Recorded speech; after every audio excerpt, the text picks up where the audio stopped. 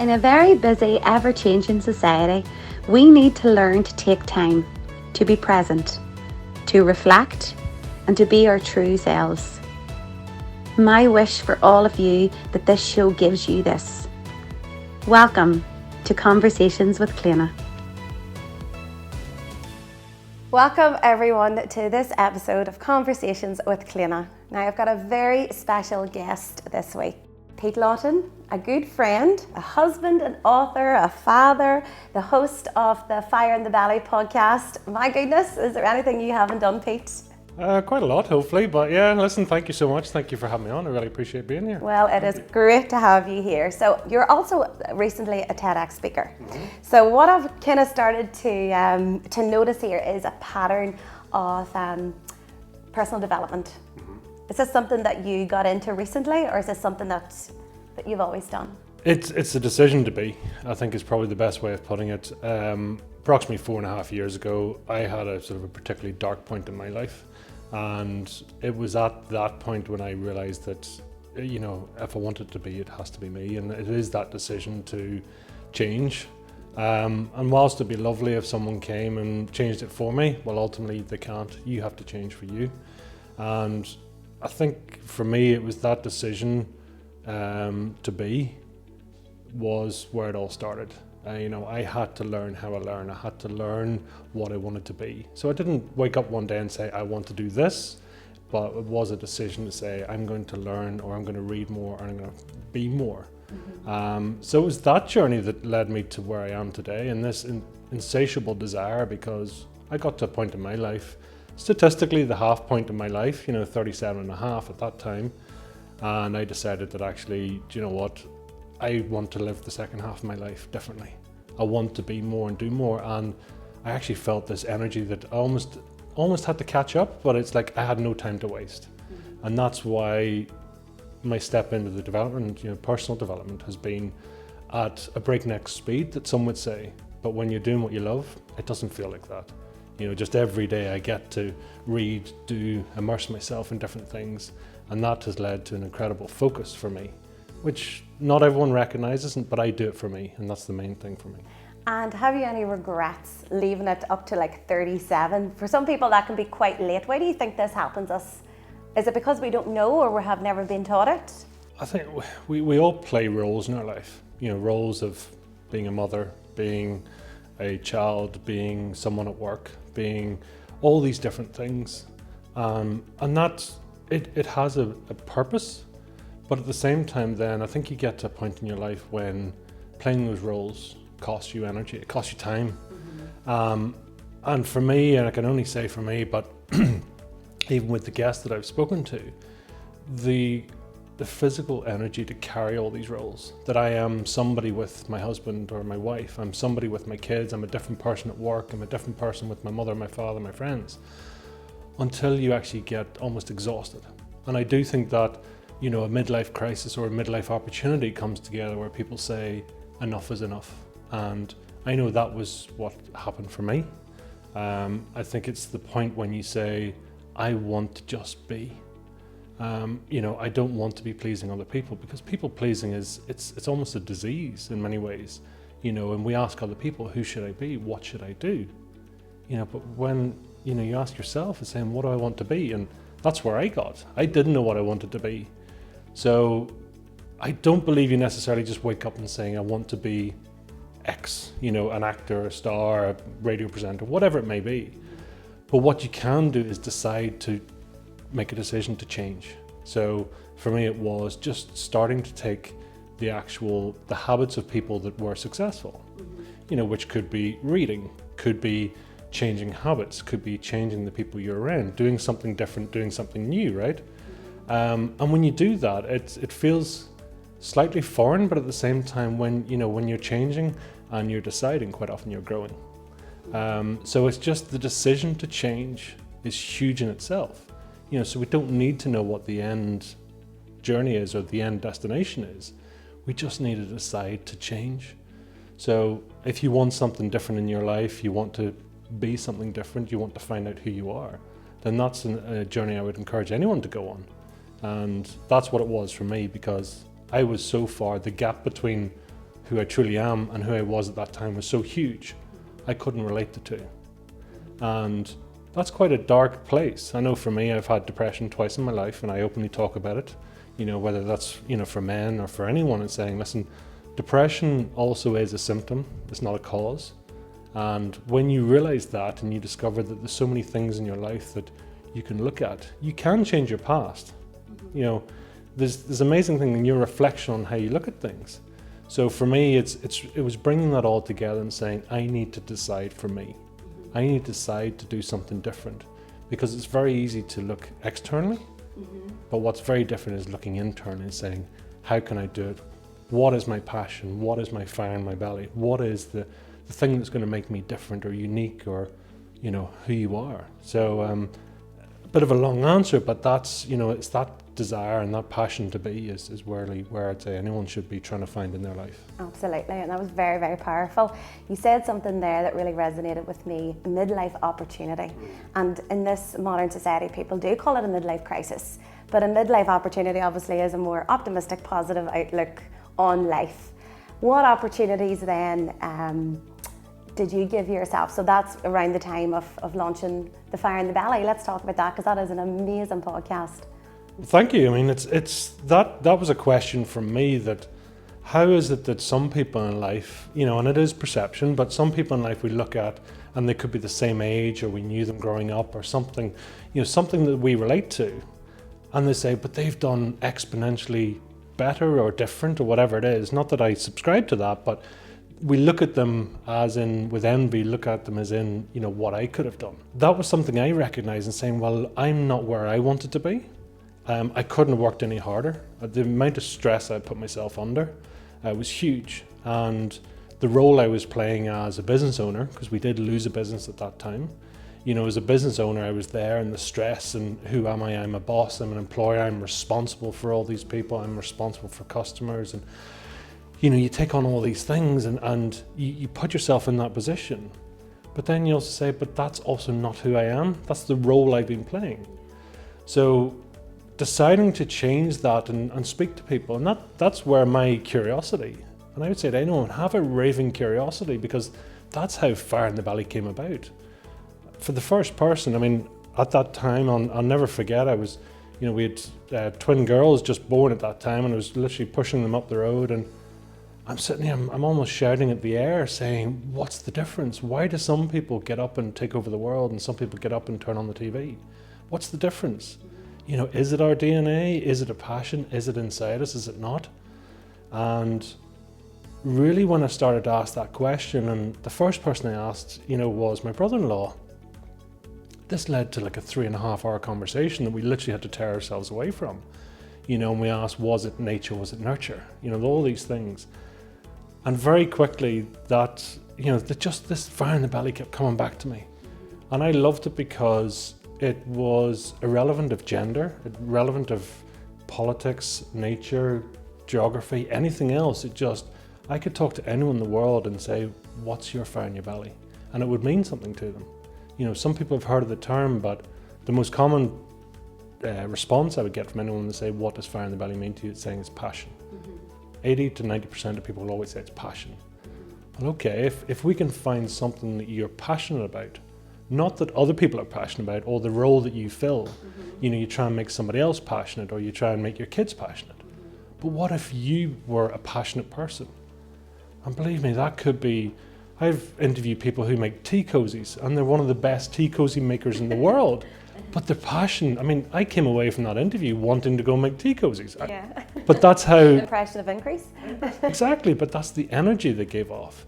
That was their thing. It meant so much to them. And the energy that is given off by those around them is huge. So imagine if you were at a place where you did something that you loved, and you were able to be of service, and you became a raving amateur. This person saying, if you follow the 10,000 hour rule, where they talk about saying, listen, do something for 10,000 hours and then you become an expert. Well, that's a long time. And what if, because people panic almost too quickly and they're saying, but I'm not an expert. Yeah. But why not say, well, listen, I'm a raving amateur. I'm going to turn up with the best intentions. I'm going to turn up with energy. I'm going to turn up with excitement. I am going to make mistakes, and that's okay. I'm perfectly imperfect, and that's okay. So not sort of getting too far ahead of ourselves, but we're saying if we kept turning up, what if we kept reading, kept asking, kept, being curious? And that's, for me, that's what Fire in the Belly became. It became, what's your passion? And what really sort of makes you tick? And then the next person, and the next person, and the next person. I didn't intend to start the show. I didn't intend to have these deep, deep conversations. But the amount of energy it gave off, I found it was fueling me at the same time. Yes, absolutely. And you hear the language, and then you start to spot the difference, and you see commonality.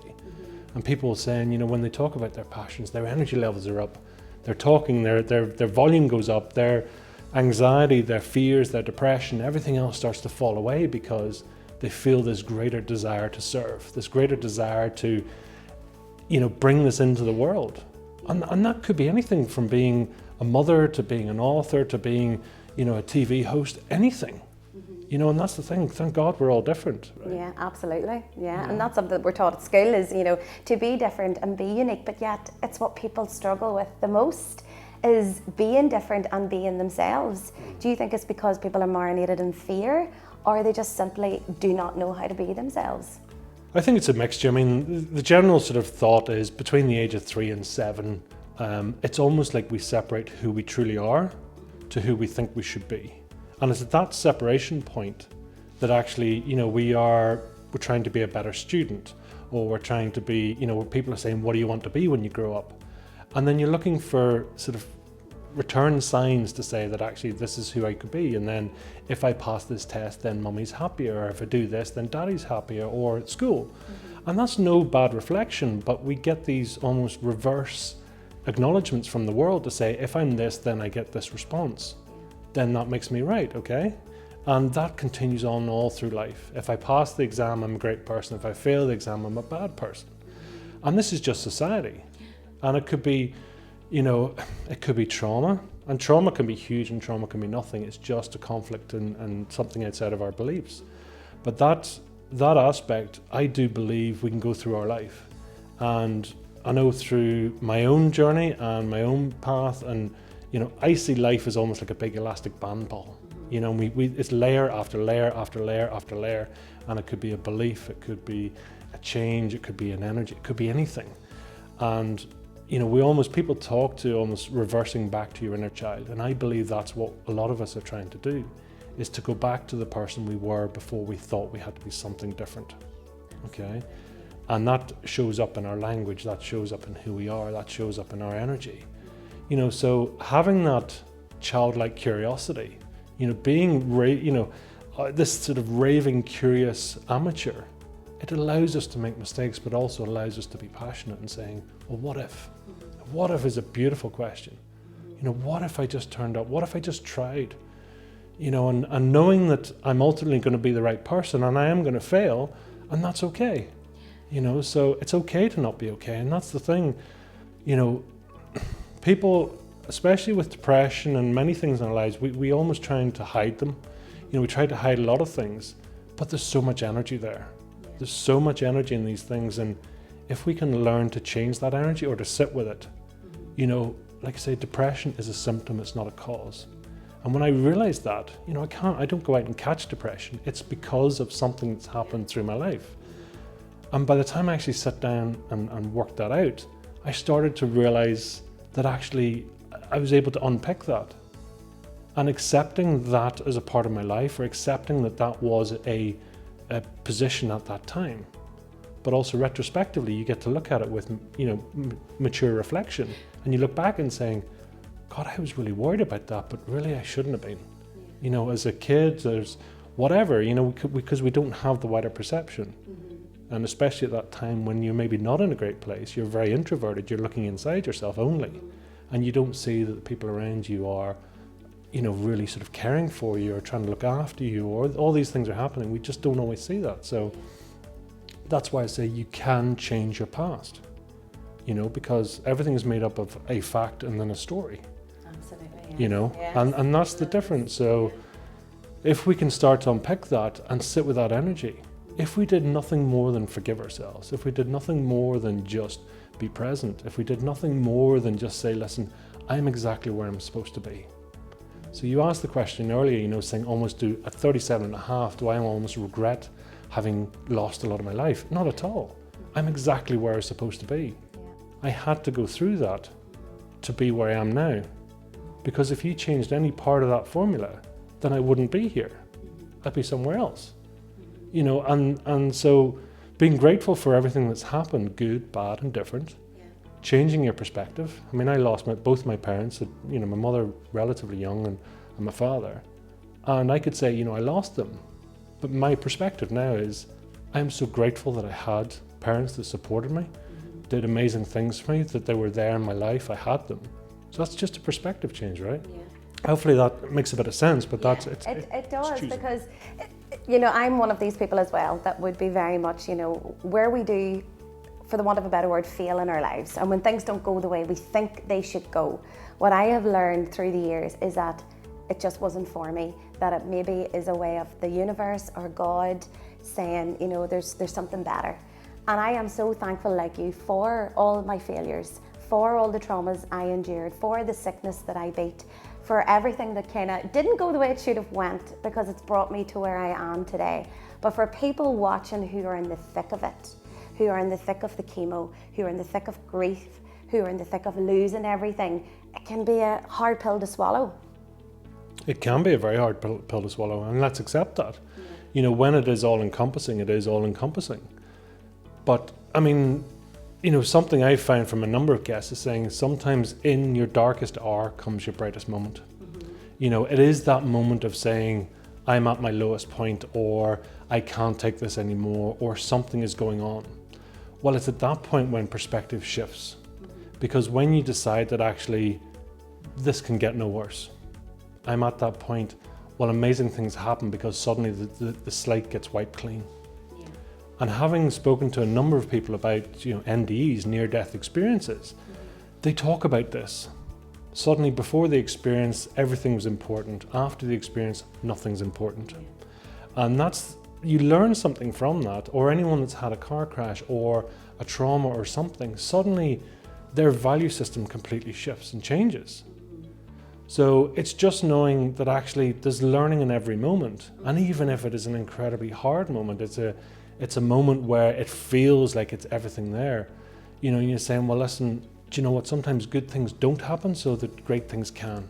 Love it. And it's that moment of saying, why not, go through this? What can I learn from this experience? Yeah. And even if it's a reference point to saying, the reason I want this to succeed is so that I am never at this point ever again. It's a promise to yourself. It is. I'm at my lowest hour and I admit that, and that's okay. I am exactly where I'm supposed to be. Yeah. But what if I said, this is the reason I am never accepting this position ever again? Yeah. And my reason to be, because we look at entrepreneurs, right? And we say, there's the people who have come from nothing to everything, or whatever they want it to be. Because the contrast is so great. It's saying their non-negotiable is, I am never going back there. And I will ensure that my family never go there, and all the rest. Their language, their negotiables, everything else is saying, not happening. Yeah.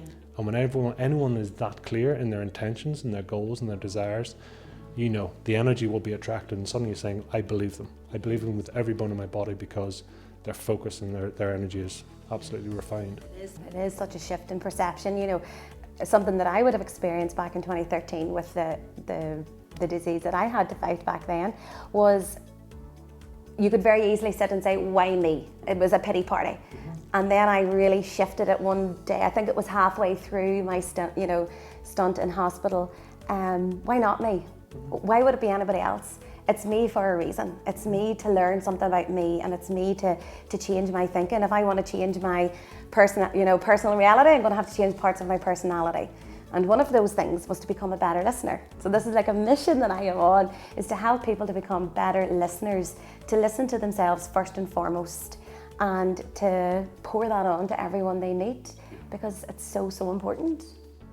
I think, listening it's a skill and it's an art. The modern world we have it's a very busy world. There's no doubt about it. The time we give to ourselves to listen, the time we give to other people to listen, and I'm talking about listening, and it's not just with these two things on the side of your head. It's listening in terms of how somebody's shown up, in terms of the language they're using, in terms of what their intentions are, listening in terms of what they say they want to do and yet what they do. It's listening on all these levels. And I do think, we've never been more connected, but yet we've never been more disconnected. And, I think having a close relationship, or having that sort of silent moment, or this elongated moment of, sitting with someone in a promise and saying, listen, I'm here to connect with you. I'm here to listen to you. Genuinely listen, and with a blank, and I would call it like a blank canvas, because judgment and ego comes in straight away. We're trying to take what you said, I'm taking it into my ears, I'm putting it into my world. I need to reference that with something that I know, and that's all caused judgment. Whereas I'm just saying, okay, how does this make you feel? And allowing somebody to say, because my perception might be that's a good thing, yet you're saying this is the worst thing that ever happened. So I've got to be careful not to judge your words. So by sitting down with anyone and just taking the time to listen and listen to yourself, believe me, it's huge. And that's been probably the biggest change in my life, is actually saying, how do I feel about this? Because I'm a male, I'm building engineer. I came from a very, if you want more, work more. It's suck it up, try harder, push harder. If you want a bigger wage, work harder. That was always it was all the push. Always push more, push harder, be more, do more, show more. And then actually what's flipped for me, and realistically probably even the last 2 years, in saying, well, actually, what if I just let it happen? What if there's, this greater forces than me out there, and just allowing things to come to me naturally. Because I couldn't work any harder. And so many people will get this in saying, I really don't understand. I've tried hard, I've done this, and I'm exhausted from trying to be everything. The only thing you aren't being is yourself, So it's that thing of just really sort of taking the time. So Pete, let's talk about your recent book. I was very honoured to have a piece in it. Where did the inspiration come for that? It's a bit like what you're trying to achieve here. It's trying to sort of help people to understand the methods of listening, how we listen, what the communication language we're using, the tone, the reflection, the space that we create. So trying to be, give people a guide and saying, listen, this is how people listen. This is what we're saying. This is what's happening. And that's really, it's almost a prequel or pre-qualification for what I see as will come out of Fire in the Belly. It's sharing these passions, but it's also, it's the guidebook, it's the handbook as to how to listen. And that's what I've learned. When you give people space, when you listen to the language of what they're saying, it's like listening versus hearing, which is huge, and this from the work that you do. And you're listening for the roles, you're listening for what motivates them, what doesn't. So for me, it was that opportunity to try and share that in what I've learned, and the work that I've done in terms of other people, in terms of books that I've read over this this time and this journey, this opportunity. So be heard to be rich. That was the point. It's the richness in life and who we Brilliant are. Title. Thank you. Title. And it's that listening to your inner genius. I believe if you have a beat in your heart, I believe you have a fire in your belly. So that inner genius, I think we all have a passion and a capability if we take the time to let it come out. Yeah, and the way that it has been written, it was written so beautifully. It really is a credit to you. And even just the little drawings and everything is very creative. So it kind of gives people who are good readers the opportunity to read a good book, but also people like me who are visual learners to see, what you're trying to portray in the book. So I'm dyslexic and I have ADHD. And I only say that to try and, really sort of say to people, the print and the lettering is purposely for people with dyslexia. The drawings are there because exactly that. I'm a visual person. If you want me to show you something, or to learn something, I will show you how to do it. I will visualize it. Yeah. And that's what I wanted to do, was to convey that in both pictorial form, but also in words. Because a picture paints 1,000 words, right? So imagine if you can get a concept across to somebody. And I say that because even writing the book, I did it in conversation style. So that's how I wrote the book. I'm just not that person that sits at a typewriter and sits and says, right, well, listen, I'm going to type X thousand words today or whatever. That's not my style. So even when I said earlier about learning how you learn, Well, I've learned how that I can write a book. So I sit with an editor, I talk the book, and I can go through that conversation style, and that, it doesn't stop me. Because when I accepted that just, reading and writing and that, it's not that I can't do it, it's just something that doesn't come easily to me or bring me passion. So by letting go and saying, that's okay. So what I'll do is I'll work with an editor, I will talk the book. I will, bring in an illustrator to help me to convey that message pictorially and through words. So, why not? We all have these opportunities, and so it doesn't have to be in the traditional style. We've never had so many opportunities, and so many things. So why not become a best-selling author? Yes. That was a decision I took, and listen, we are where we are, and there's more books on the way, so fantastic. So there's a book in everyone, Pete.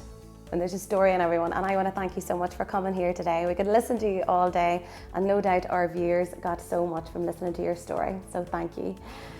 Thank you so much for tuning in. Until next time, folks, I want to thank Pete personally and our sponsors and our full production team here today. See you next time.